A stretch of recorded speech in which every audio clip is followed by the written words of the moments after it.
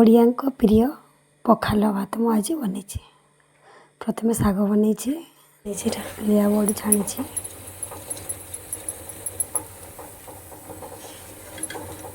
ତାପରେ ଚିପ୍ସ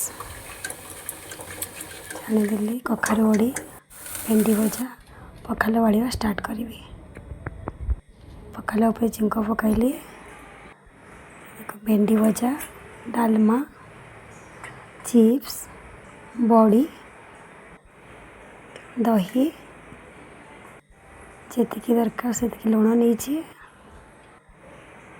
ଶାଗ, ଲେମ୍ବୁ, ପିଆଜ, ଲଙ୍କା ଭଲ ଭାବରେ ମୁଁ ବାଢ଼ିଦେଲି। ଦେଖନ୍ତୁ,